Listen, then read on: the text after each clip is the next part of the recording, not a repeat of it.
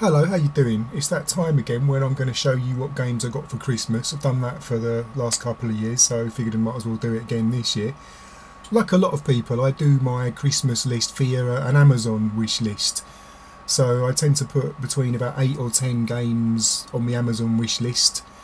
My family take a look at it before Christmas and choose what they're going to get me, and as long as I know or remember not to look at that list before Christmas, what I get is going to be a surprise, which is kind of how I like it.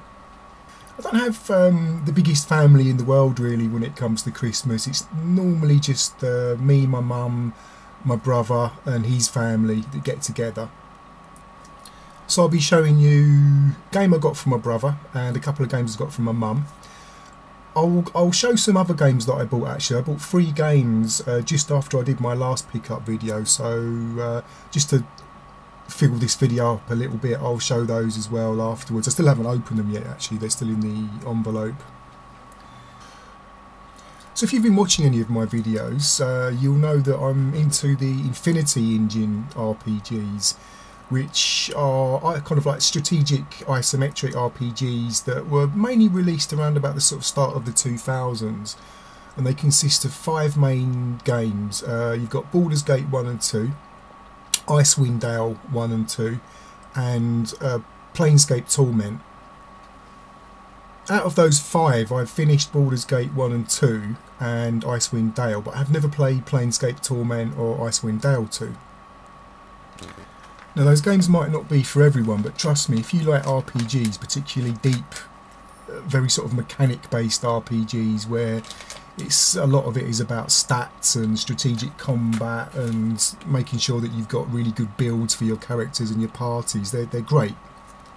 And they're proper RPGs as well, in that you actually get to play a character and there's lots of decisions that you can make, and you can go bad, you can go evil.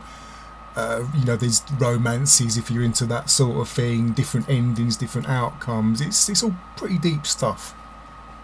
And it just so happens, as I was just starting to get into that style of RPG, that there has been a little bit of a revival of them recently. Thanks in no small part to Kickstarter as well, because I believe that 2 of these games I'm going to show you are actually originally started off as Kickstarter games, because there's been quite a renewed interest in that style of game recently. Like I said, they've made a bit of a comeback. So if you know your games, you'll probably know which 2 games I'm going to show you that I got from my list. So we'll start off with this one, which I got from my brother, which is Pillars of Eternity, the complete edition, which has got the White March DLC with it on the PS4.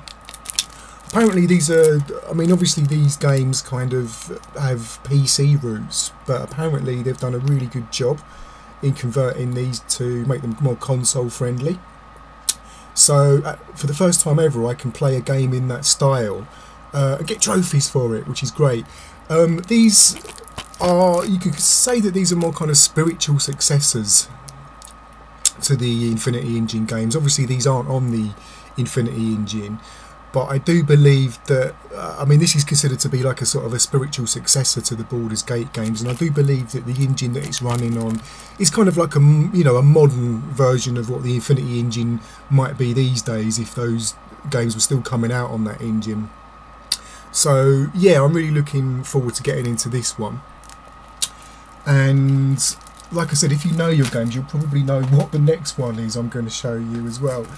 This is from my mum, and it's Torment, Tides of Numenera, the Day 1 edition, which again on the PS4, which comes with quite a lot of bonus stuff. I think you get like a physical soundtrack, and you get maps and things like that. I've not played Planescape Torment, but fortunately it was quite cheap on Steam in the winter sale that they've just had. I got it for like about a £5. So my next sort of gaming sessions are probably going to be very, very heavily involved with this style of game. I think what I'll do is I'll play Planescape Torment and I'll play this. Then I'll play Icewind Dale 2, because that's the only, apart from Planescape Torment, that's the only sort of old one that I haven't played yet. And then I'll play Torment. So yeah, I'm going to be definitely tucking into these over the next few months. Those winter nights, great for RPGs, let's face it.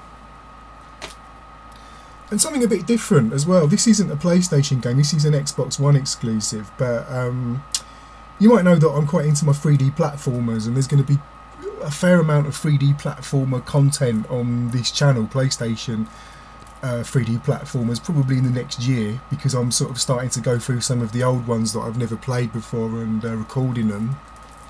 But this is an Xbox One exclusive, and again, you might know what this is if you keep up with your games, but it's Super Lucky's Tale on the Xbox One. It's only got mediocre reviews, this, but I'm a big fan of this style of game, and this year has actually been a pretty good year for 3D platformers. They've, again, like the the isometric strategic RPGs, they seem to make it a bit of a comeback this year. There's been quite a few released. Yeah, this is one I plopped on my list, and I got it. Funnily enough, when my mum gave this to me, she said, that looks like a kid's game. Are you sure I got the right one? And I was like, yeah, don't worry. It might look like a kid's game, but trust me, grown-ups can play that as well. So yeah, that was my Christmas haul as far as games go. But I'll open up some of these other ones I bought as well, because otherwise this video might end up being a little bit on the short side, which I know is unusual for me.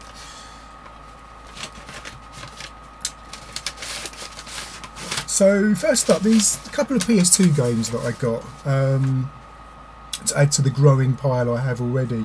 These were ones that one of them I did know about, the other one I'd never heard of before, but I saw it crop up on a couple of YouTube videos I watched, and I thought, yeah, I might as well get that, because if it's a PS2 game I'm interested in and I don't have, I normally can get it as long as the price isn't too crazy. But this one is Astro Boy. It's made by a Sega game, made by Sonic Team.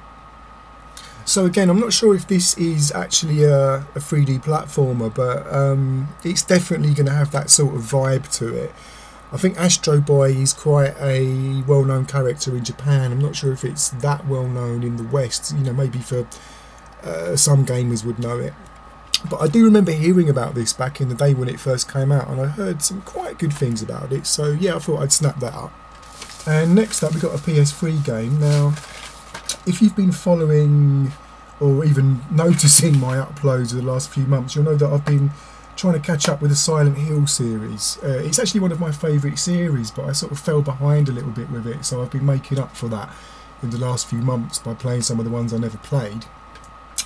And this is probably the last sort of main series entry that I haven't played, and that's Silent Hill Downpour.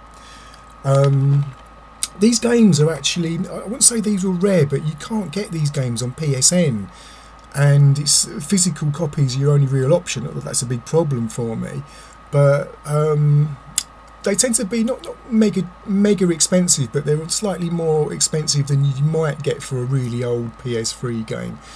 I'm not sure, this one I've heard could perhaps be the worst of the lot as far as the main series titles go, but then again, I've heard other people do really like this as well.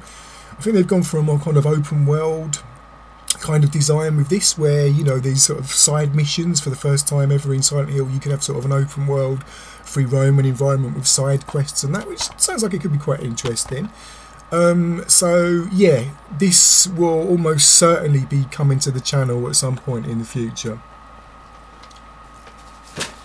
And finally, this is another PS2 game, and by process of elimination, I know what this is. Now, I'd never heard of this before, but it was strange, in a sort of a coincidence. I saw this on two channels, like more or less in the same week. One of them was the Metal Jesus Rocks channel, and the other one was the Game Chasers, and they both sort of featured this game as pickups on the channel. I've never heard of it before, and it's called Freaky Flyers by Midway. And it's kind of like an arcade racer where you're flying. And I'm quite into arcade racers, not necessarily into flying games, but this looks like it might be quite fun. And yeah, because it was sort of brought to my attention, I had a look, and it wasn't too expensive, so I got that one as well. So yeah, that's that really, quite short and sweet. But as I've done this for the last couple of years, I thought I might as well do it again. Why not? But as is always the case on Boxing Day. What I really want to do is get on and play some of these games. So that's what I'm going to do. So I hope you had a good Christmas, or whatever it is you celebrate this time of year, and hopefully I'll check in with one of these vlogs some point after the new year, and I'll see you later. Take care.